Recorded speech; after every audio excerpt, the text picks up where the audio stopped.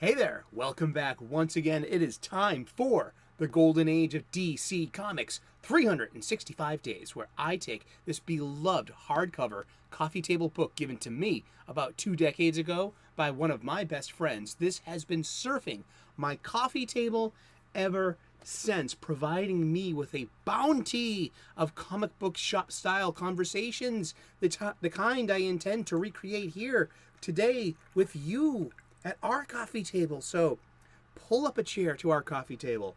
What goes great with a coffee table book and coffee table talk? Grab a cup of your favorite. This is good stuff. Thank you so much for tuning in. The golden age of DC Comics runs between 1938 and 1955. The Silver Age between 1956 and 1970, the Bronze Age between 1970 and 1985. I'm a Bronze Age baby myself.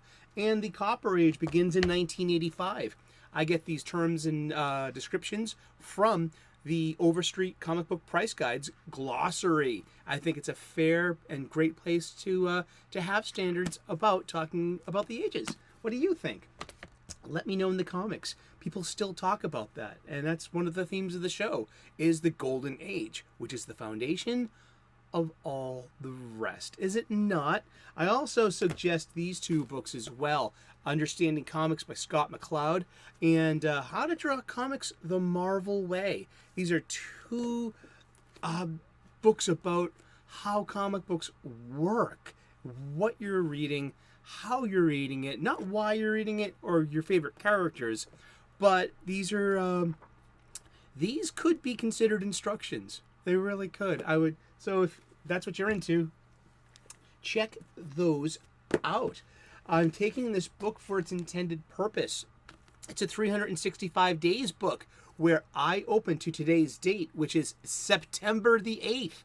And we're going to look at some comic book art of an antediluvian age. We're going to read the blurb, and then we're going to talk about comic books. And we're going to talk about comic books every day for the rest of the year. Well, let's get to it. I also do something about this time in the beginning of the show called the escapism caveat. I made its own video, and you can find it here at the end of the show. I balance the need of activism and advocacy and agenda and one-sided political messaging over the needs of escapism. Your need to leave behind the world's problems just for a few minutes, whether it's comic books, tabletop gaming, sports, church, you name it. It's open season on our fandoms and our safe spaces of culture. And what do you think? Let me know in those comments section. And let's get to it. I hope you're feeling great, and I hope you're clobbering your problems and not being clobbered by them. It's an old friend of mine, one of my first comic book crushes, bidding the question, is it okay to have crushes on comic book people? I think yes. I think it's perfectly fine. Sure, why not? I mean, yeah, that's another conversation. And tell me how creepy I am, or I'm objectifying, or removing this person's agency by putting my male gaze on them. I'm sorry. I'm not. I don't buy that. I'm not agreeing to that. This is story by Otto Binder, art by Mark Swayze, from Captain Marvel Adventures number 18, December of 1942. It's my old friend, Mary Marvel. Oh, they're shooting at me. Help! This'll fix her wagon. Heh, yeah, heh, heh. And you got gangsters shooting their guns at Mary Marvel. But don't worry. She's bulletproof. She's magic. September the 8th. Holy moly! A gang of thugs are blasting Mary Marvel with bullets. And it looks like curtains for her until she finally, this being her origin story, experiences an epiphany. Naturally, the bullets bounce off. That's the final proof. I'm just like Captain Marvel. She then proceeds to beat up the bad guys. The girl mistakenly known as Mary Bromfeld was actually Mary Batson, Billy's twin sister, and thus cosmically entitled her to have equivalent talents, according to the omniscient old wizard Shazam. "Oh, goody, I can fly too," says Mary.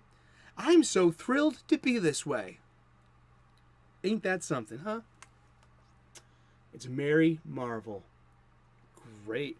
Let's just read the quick bio from the wiki on Mary Marvel, refresh ourselves. Mary Marvel is a superheroine originally published by Fawcett Comics, now owned by DC Comics, created by Otto Binder and Mark Swayze. She first appeared in Captain Marvel Adventures number 18, cover dated December of 1942. Well, that's exactly what we've been just looking at. This is, Mary Marvel's first appearance.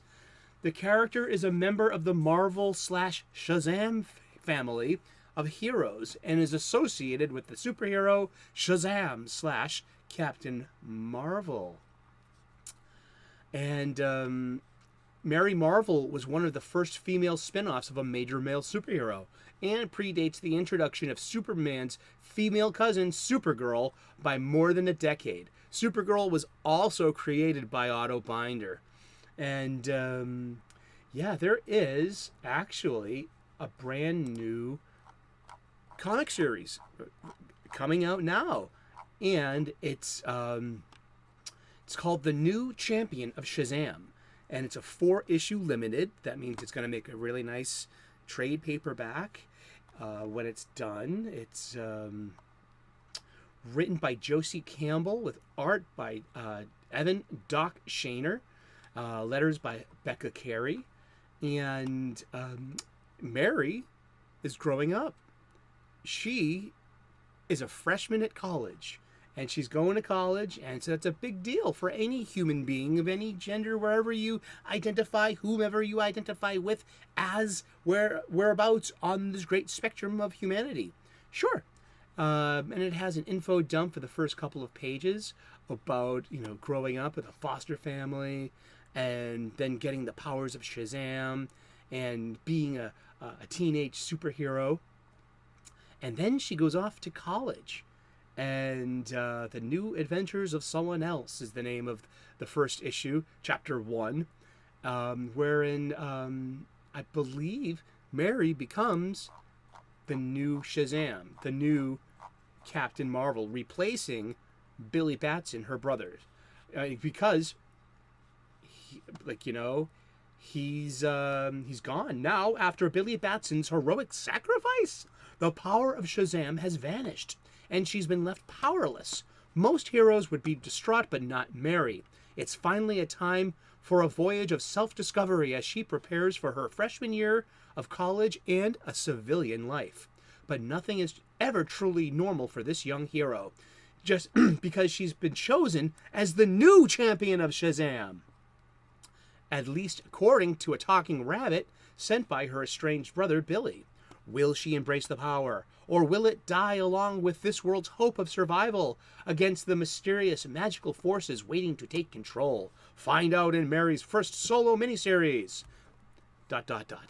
Yeah, so Mary is the new Shazam. Billy's been replaced before by Captain Marvel Jr.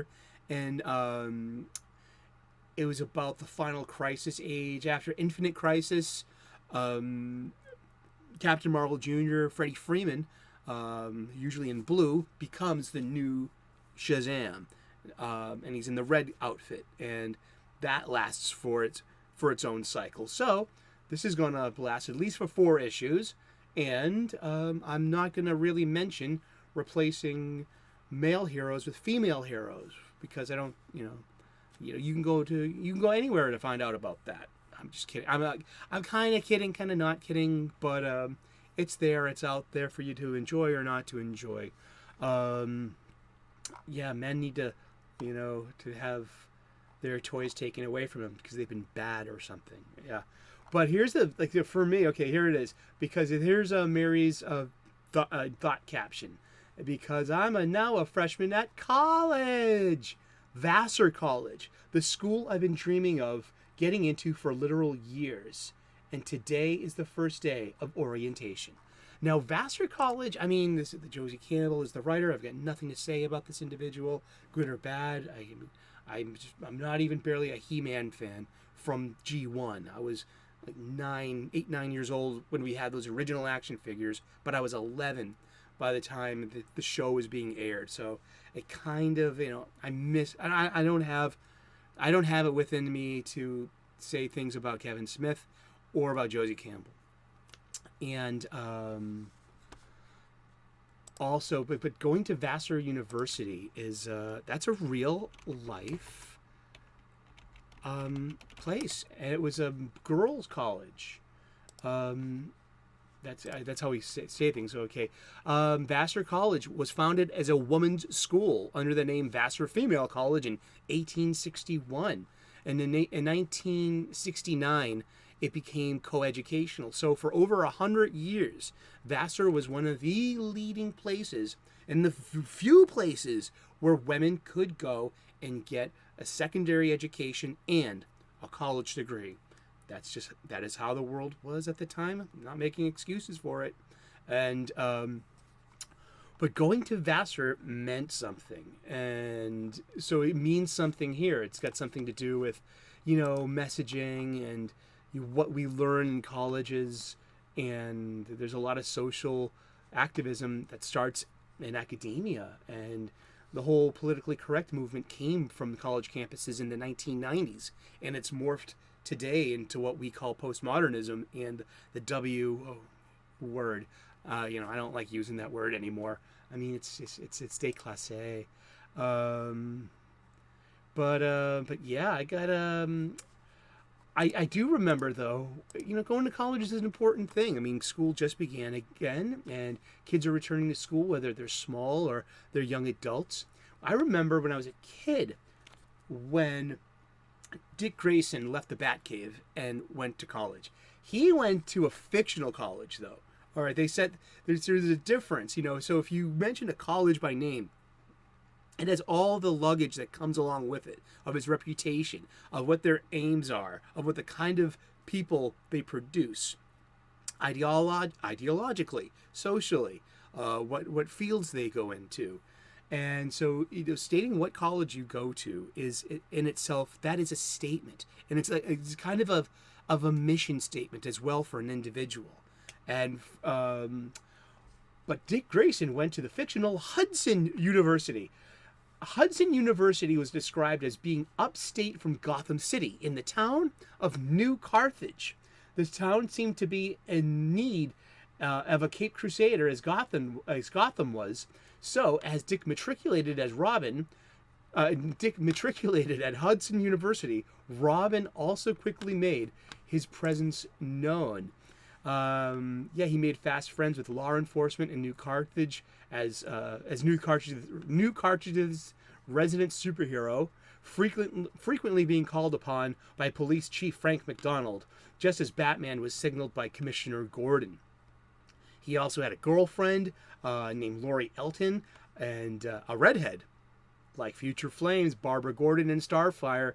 And the relationship couldn't have been that serious, as Robin was also flirting with Batgirl and the Joker's daughter throughout this time. This was in the mid 1970s, and this is also where he's growing up to, and he's no longer the boy wonder; he's the teen wonder, and that's how he's being marketed as well.